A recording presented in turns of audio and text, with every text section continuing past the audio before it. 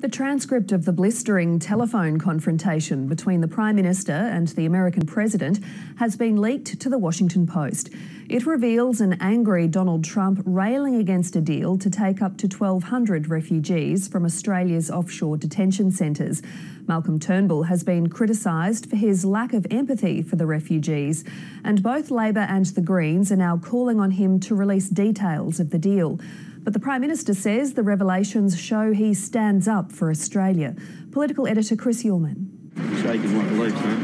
A happy encounter in Australia's far northwest. There you go. Thanks, man. Good on you. On a day when all the talk was of an old, sour exchange with the American president. I haven't got any further comments to make on it. A transcript of their infamous first phone call has been leaked from the White House.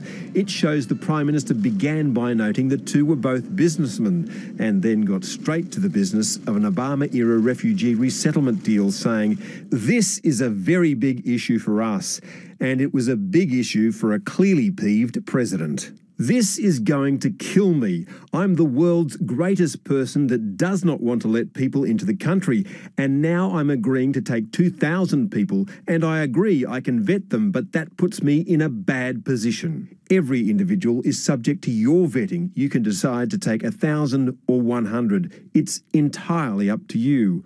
Why haven't you let them out? Why have you not let them into your society? It is not because they are bad people, it's because in order to stop people smugglers, we had to deprive them of the product. That's a good idea. We should do that too. You are worse than I am." Malcolm Turnbull insists that Donald Trump honour his predecessor's pledge. "You can certainly say that it's not a deal you would have done, but you are going to stick with it." And the president gets increasingly agitated. "I think it's a horrible deal, a disgusting deal that I would have never made. As far as I'm concerned, that is enough, Malcolm. I have had it. I've been making these calls all day, and this is the most unpleasant call all day. Putin was a pleasant call. This is ridiculous."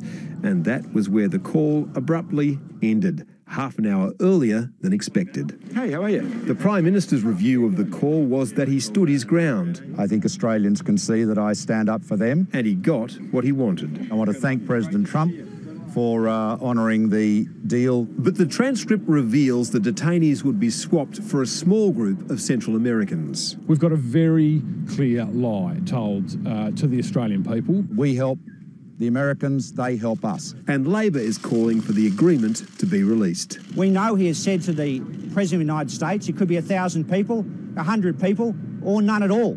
The exchange shows how vexed dealing with America has become, lays bare how domestic politics drives international affairs, and that people are pawns in the game of nations. But it also shows that the Prime Minister won this exchange with the President, and that's unlikely to hurt him here. Chris Ullman, ABC News, Canberra.